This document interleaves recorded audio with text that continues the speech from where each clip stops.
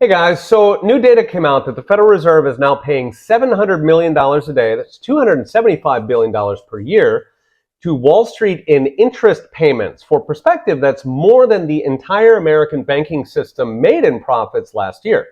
So Wall Street seriously leveled up their swindle since 2008. So what's happening is the Fed prints new money, but it knows that new money creates inflation. So it turns around and literally pays banks and hedge funds to park that new money at the Fed itself.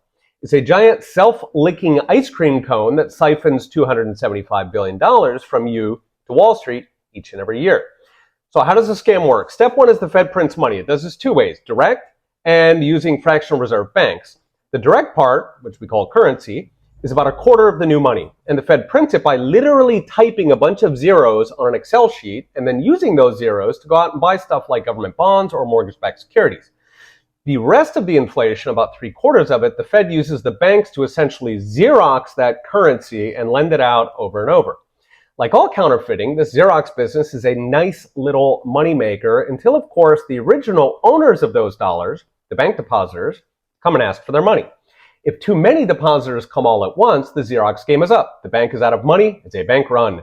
At which point the Fed swings into action and lends, you guessed it, yet more newly printed dollars so the banks can hide the scam.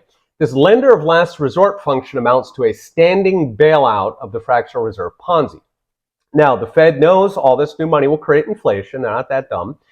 At which point they literally pay the same banks who just printed most of that money to park that fresh money at the Fed. So Scam Bankman-Fried was a total amateur. Now, the siphon is growing very fast, both because the amount of money parked at the Fed is growing and because the Fed is hiking rates furiously to make us stop spending money that the government would prefer to spend. To illustrate, when COVID hit, there was about $1.9 trillion parked at the Fed, and it was paying 0.1% interest. That was a comfortable $2 billion a year going to Wall Street. Now, 3 years later, the amount has doubled to $3.5 trillion. It's actually closer to $6 trillion if you include reverse repos, which work the same way. Meanwhile, the interest rate that the Fed pays soared nearly 50-fold to almost 5%. And the Fed is promising even more hikes to crush more jobs, leading to more payments to Wall Street, and yes, more inflation for the rest of us. And no, you cannot opt out as long as you own dollars. We're all in this together, courtesy of the Fed, unless either you ditch dollars for Bitcoin or gold, or the Fed stops the pipeline to Wall Street. All right, I've got a bunch of videos on all this, so please check out the YouTube channel at the end of this video. See you next time.